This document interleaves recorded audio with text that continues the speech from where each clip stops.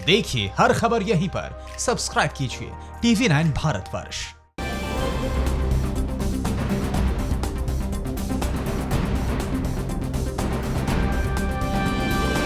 Line of actual control पर अब भी तनाव क्यों कायम है? कोर कमांडर की अगली बैठक में एजेंडा क्या होगा? शुक्रवार को संयुक्त सचिव की बैठक में फैसला क्या लिया गया? भारत चीन विवाद से जुड़ी हुई सभी बड़ी खबरें आपको दिखाते हैं टॉप 9 भारत चीन टकराव। LAC पर भारत और चीनी सेनाओं के बीच टकराव की स्थिति कायम है। पिछले 4 दिन के दौरान चीनी सैनिकों की संख्या वहां घटी है।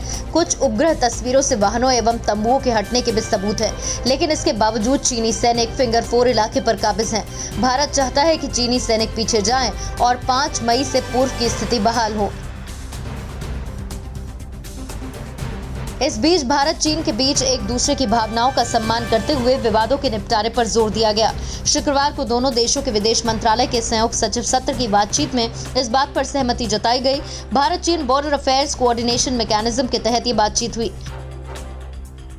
मंगलवार को यानी कि 14 जुलाई को भारत और चीन के बीच एक बार फिर कोर कमांडर्स की बैठक हो सकती है। सूत्रों के मुताबिक पैंगोंग इलाके में गतिरोध को पूरी तरह से दूर करने पर चर्चा होगी।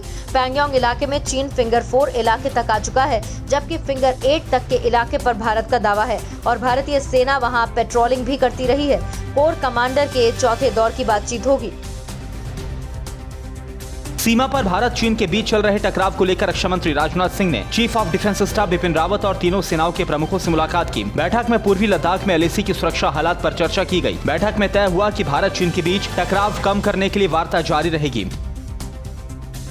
शुक्रवार को रक्षा मंत्री राजनाथ सिंह ने अपने अमेरिकी समकक्ष मार्क टी एस्पर के साथ टेलीफोन पर बातचीत की। सूत्रों की माने तो लद्दाख में भारत और चीन के बीच सीमा विवाद और क्षेत्र में सुरक्षा परिदृश्य पर बातचीत हुई। द्विपक्षीय रक्षा और सुरक्षा सहयोग को और मजबूत करने के तौर तरीकों पर भी चर्चा की गई।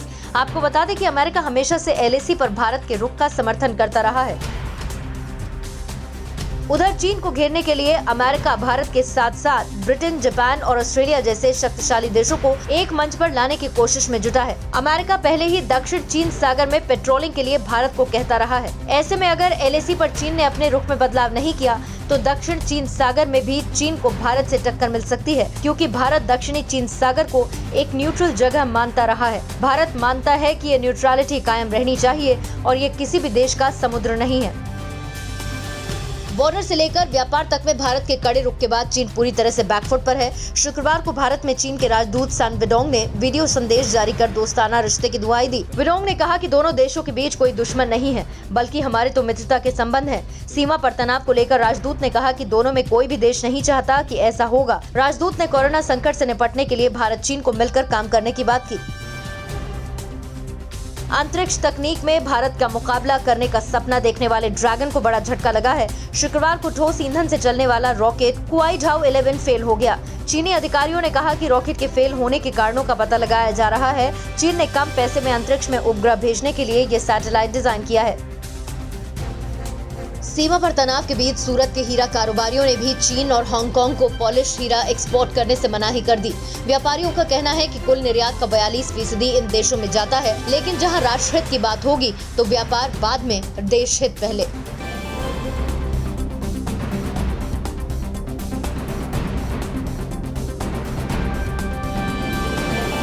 परवाह देश की, सोमवार से शुक्रवार रात 10 बजे TV9 भारतवर्ष पर।